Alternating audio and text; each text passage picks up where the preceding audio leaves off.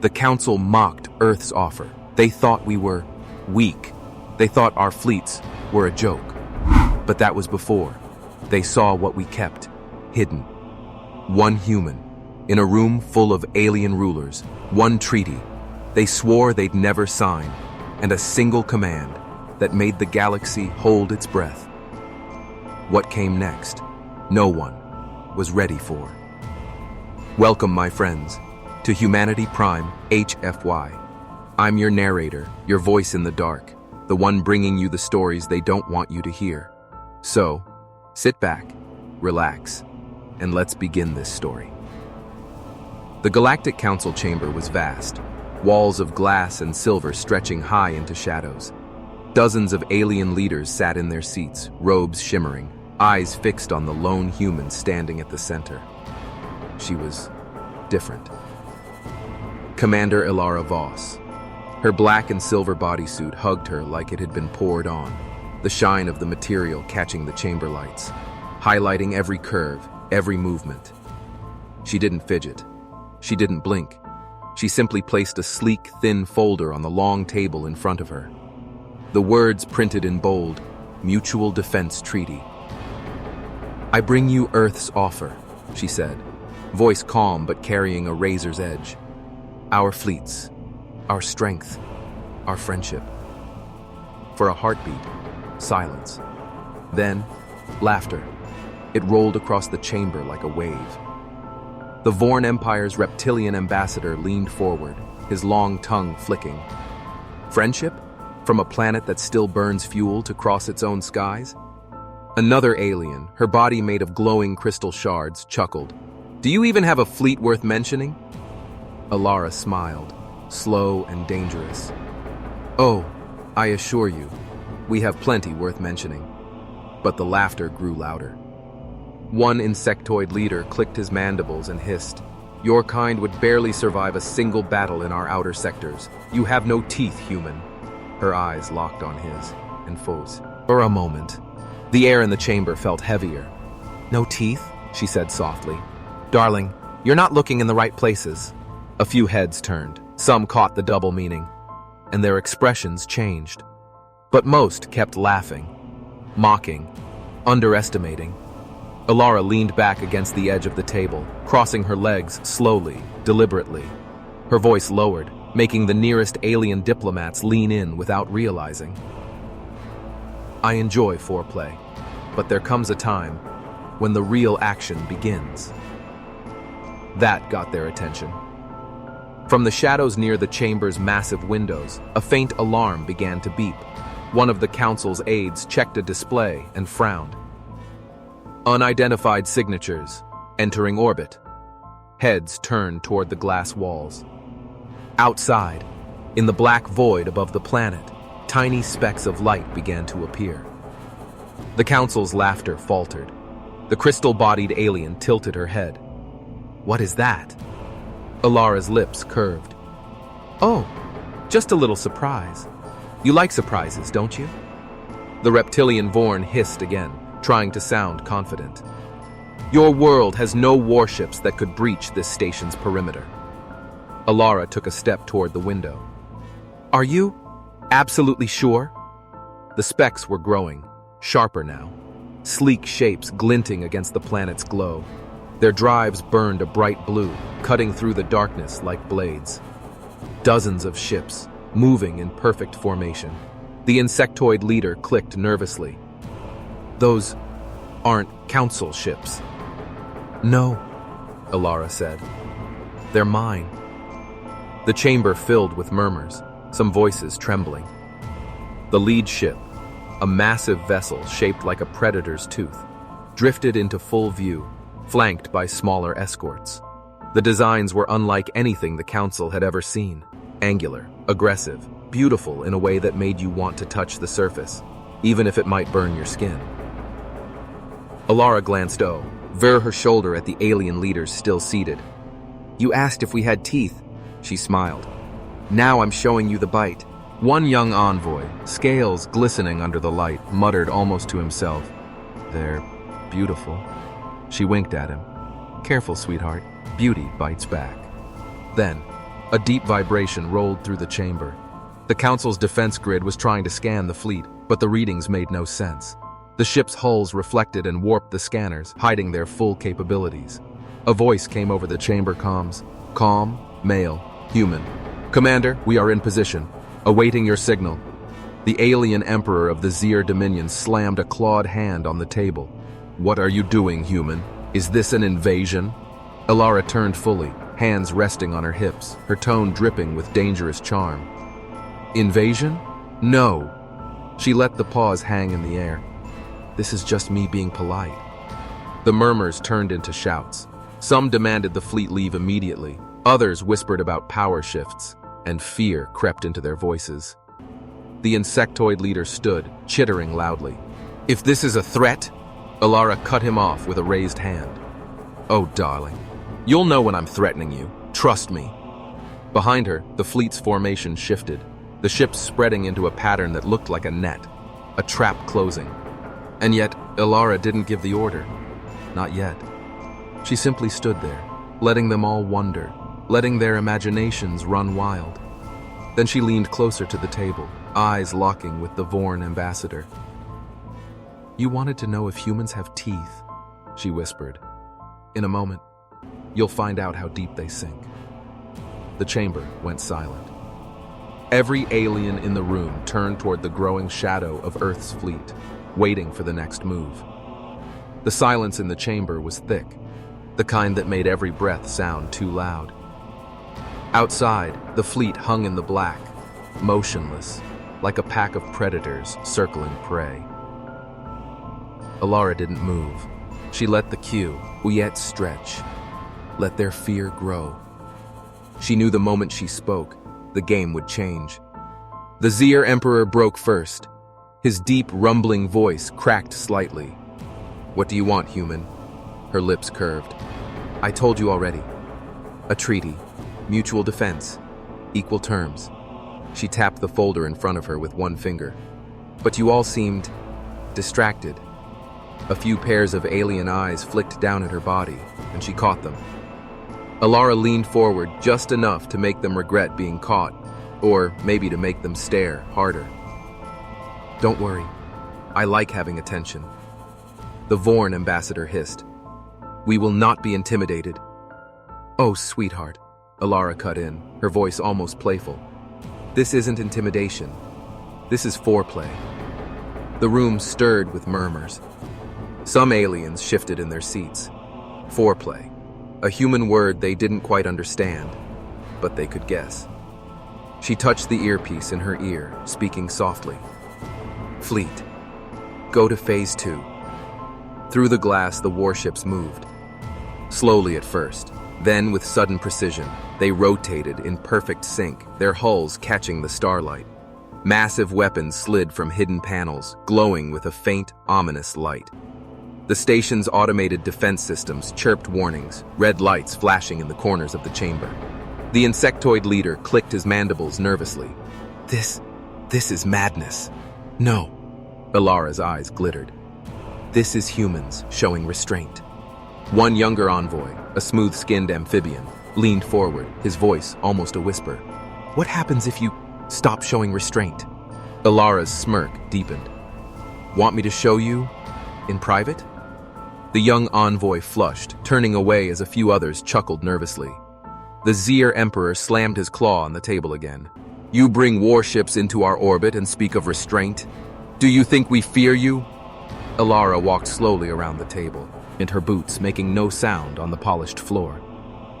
"No," she said softly. "I think you underestimate us." Her gaze swept the room, locking eyes with each leader for a heartbeat before moving on. "And that is the most dangerous mistake you can make." The largest ship in the fleet drifted closer now, so close its shadow swallowed the chamber in darkness. Council guards gripped their weapons, unsure if they should raise them. Then, from the flagship's underbelly, a compartment opened. Every alien in the room leaned forward, as something began to emerge. From the belly of the massive flagship, something lowered on shimmering grav lifts. At first, it looked like a giant polished spear, all black metal and glowing seams. The council members whispered among themselves. A weapon, one muttered. A warhead, another guessed. Elara turned to face the window, one hand resting on her hip. Wrong, she said softly, letting the word linger. The spear-like object rotated, revealing its true shape. A sleek dropship, smooth and predatory, with the Earth Fleet emblem burning bright on its side. Its landing thrusters flared, sending ripples of blue light across the station's outer hull. The amphibian envoy leaned toward the insectoid leader. Why send a single dropship? Is this some human joke? Elara didn't look at them. Oh, trust me, you'll enjoy the punchline. The dropship touched down on the station's exterior docking platform. Its hatch hissed open, and out stepped a squad of human soldiers. Not the ragged militia the aliens might have imagined. These were armored, polished, and terrifyingly composed. Their weapons gleamed, their visors hid their eyes. And at the front, a second human woman. She was taller than Elara, her armor sculpted to her figure, every plate fitting like it had been forged just for her. She moved with a slow, predatory grace, the kind that made even alien warriors straighten in their seats. The Vorn ambassador narrowed his eyes. Another diplomat? Elara smiled faintly. No, that is a promise. The armored woman raised her hand, and the soldiers behind her split into two perfect lines, creating a path. She walked it slowly, every movement deliberate, every step echoing through the chamber's audio feed. The Zir Emperor's voice was low. What is she here to do? Elara finally turned from the window. Depends on your answer to the treaty. The armored woman stopped at the docking bay's inner doors. She stood completely still, waiting for Alara's signal. Elara stepped closer to the table, her voice smooth as silk. This is the moment where you decide if you're going to kiss the bride. She let the pause hang heavy, or meet the widow. Several alien leaders shifted uncomfortably in their seats. One even muttered about evacuation. The crystal-bodied envoy's voice cracked. What happens if we refuse? Elara's smirk was slow, dangerous. Then you'll find out what's under her armor. The chamber fell into silence. Every eye locked on the armored figure at the doors. Every heartbeat waiting for Elara to speak the next word. The armored woman stood in complete stillness, her visor reflecting the council chamber's lights, hiding any trace of her eyes. Elara didn't speak for several seconds. She wanted them to feel the weight of silence. She wanted them to sweat. Finally, she tapped the table twice, a small signal, the kind you'd miss, unless you were trained to hear it. The armored woman tilted her head slightly, and the docking bay's security doors slid open with a heavy hiss. Two soldiers stepped forward, carrying a large, sealed case between them. The case was black, covered in strange locking mechanisms, and faintly glowing at the seams. The insectoid leader shifted uneasily. What is that? Elara didn't answer. She let the soldiers carry it into the chamber, their boots hitting the polished floor in perfect unison. They stopped beside her, the case resting on the table. She traced one finger slowly over the glowing seam. This, she said softly, is Earth's conversation starter. The Vorn ambassador sneered. A bomb? Her smile was wicked. No, something much sexier. The case's locks began to disengage, one by one. With each click, the chamber grew quieter. The crystal-bodied envoy leaned forward despite herself. What is inside? Elara's voice dropped lower. Something you've never seen before. But once you do, you'll dream about it. The final lock released with a deep thunk. The case began to open. A thin mist escaped, curling through the air. Inside lay a small, pulsating sphere of light, alive, moving, almost breathing. The amphibian envoy's eyes widened. What is that? Elara's smirk widened. That, sweetheart, is a piece of technology no one in this room could even begin to understand. We call it the heart of the fleet. The Zir Emperor frowned. What does it do? She leaned back against the table, crossing her legs slowly. Let's just say, when the heart beats, things explode in all the right places. Some of the alien envoys exchanged confused looks. Others understood the tease and shifted awkwardly. The armored woman moved closer, placing one hand on the case like she was guarding something priceless. Elara's voice was smooth, dangerous. I brought it here to make you an offer, but if you say no... She let the pause linger like a blade over the room. Then I'll let her take it back, and you'll never see it again. The Vorn's slit-pupiled eyes narrowed. And if we try to take it? Elara smiled. Oh, you won't survive long enough to touch it. Suddenly, the sphere inside the case pulsed brighter, and outside the window, the entire fleet's lights responded. Weapons armed, shields flared, engines roared. The heart of the fleet was connected, and it was awake. The heart pulsed again, brighter, faster. The glow filled the chamber, casting strange shadows across the alien leaders' faces. Outside the glass, Earth's warships shifted position in unison, like they were breathing with the heart itself. The Vorn ambassador's throat frill rippled. It's controlling them. Elara tilted her head, her tone dripping with satisfaction. Not controlling, guiding, like a lover's touch. The insectoid leader's mandibles clicked nervously.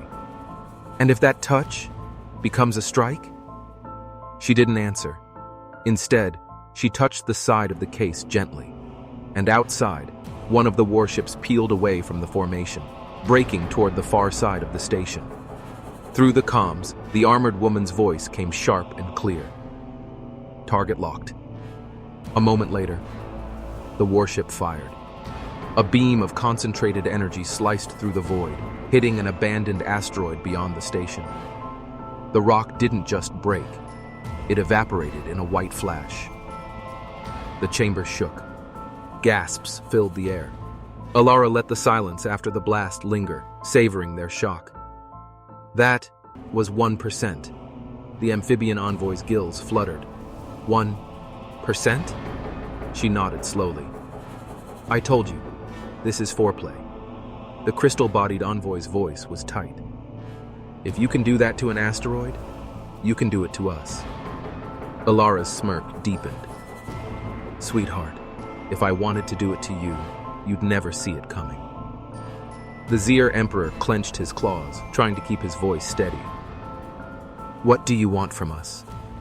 She circled the table slowly, her boots making soft echoes. What I offered you at the start. A partnership, mutual defense, equal terms. Her gaze locked on each leader in turn. And if you're thinking of saying no, remember what you just saw. The armored woman at the dock spoke again. Commander, fleet is ready for full demonstration. Elara's eyes glittered. No, not yet. She turned to the council, her voice soft but lethal.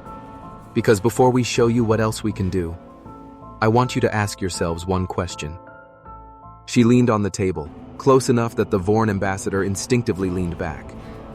If this is just our welcome gift, she whispered, what do you think we bring to war? Outside, the fleet began to reconfigure again, ships spreading into an attack formation no one in the galaxy had ever seen before. Every alien in the chamber felt it. That sense of being prey. The council chamber felt smaller now, tighter. The kind of room you couldn't breathe in without feeling watched. Elara didn't rush them. She let the weight of the fleet's shadow hang over their heads. The crystal-bodied envoy's voice cracked first. You expect us to believe this is partnership? It feels like a threat. Elara's smile was slow, knowing. That's the thing about humans. We don't threaten. We promise. The insectoid leader leaned forward, his mandibles twitching. And if we refuse? Will you attack us here? She took a slow step toward him, her heels clicking on the polished floor. Attack? She tilted her head. No. That would be messy. and I like to keep things clean. A few of the younger envoys shifted in their seats, not sure if she meant the words the way they sounded. The Vorn ambassador bared his fangs. You think you can speak to the council like this because you brought toys into our orbit? Elara didn't even look at him, just turned to the armored woman on the comm. Status of Phase 3? The reply came crisp and sharp. Ready on your word, Commander. Elara finally faced the Vorn, her voice turning cold. No, Ambassador. I think I can speak to you like this, because your lives now depend on it. She placed one hand on the glowing heart of the fleet. Outside, the warships moved again, this time shifting into a diamond-shaped formation around the station. The amphibian envoy's eyes darted nervously between the humans and the glass wall. What does this formation mean? Elara didn't answer. She simply traced her fingers over the case like she was stroking a secret lover's skin. Why don't you guess? The Zir Emperor's deep voice broke in. If you fire those weapons, you'll start a war that will consume your planet. Her gaze snapped to him. Oh, honey. You still think we're worried about our planet? The Emperor's mouth opened, then shut. The room fell silent again. Every alien in the chamber could hear their own heartbeat. Elara finally spoke, her tone almost a whisper. I didn't come here to start a war. She let the pause stretch. But I might end one. She tapped her earpiece once. Outside, the entire fleet's weapons began to glow. The council chamber was bathed in blue light from the window. The fleet was seconds away from firing. The blue glow from the fleet's weapons filled the chamber. Every alien face was lit with the same expression. Fear. Elara stood perfectly still, one hand resting on the heart of the fleet. The hum of the ships outside was deep and steady, like a predator's growl. The crystal-bodied envoy finally broke the silence. What? What will it take for you to stand down? Elara's lips curved. The same thing I asked for when I walked in. Your signatures. The amphibian envoy's voice was shaky. And if we refuse? She smiled like a cat playing with its food. Then you'll learn exactly how humans say goodbye. The Vorn ambassador hissed but said nothing. His eyes darted toward the window. The shadows of the fleet loomed larger. One by one, the alien leaders tapped their consoles, their seals glowing on the treaty document. Each signature was another admission, another surrender without a fight. Elara waited until the last one was in place. Then she tapped her earpiece. Fleet, stand down. Outside, the glow of the weapons faded. The warships returned to a calm, hovering posture, still dangerous, but no longer seconds from unleashing hell. The Seer Emperor spoke slowly. You fight like predators, but you smile like friends. Elara stepped back from the table, her eyes locking with his. We are predators. We just learned how to shake hands before we bite. A few envoys laughed nervously. Others simply stared. The armored woman at the docking bay stepped forward into view, her visor catching the light. She gave a single, sharp nod to Elara before turning to leave. The treaty was sealed. The galaxy had just been introduced to Earth's true power. As Elara walked toward the exit, she glanced over her shoulder at the council. Oh, and remember, she gave them one last slow smile. When humans say we'll protect you, we mean it. But when we say we'll destroy you, we reel. I mean it. The chamber doors closed behind her. Outside, the fleet turned in perfect formation, engines burning bright as they prepared to leave orbit. But in every alien mind, the same thought burned. If this was Earth's welcome gift, what would happen if they ever brought the real arsenal?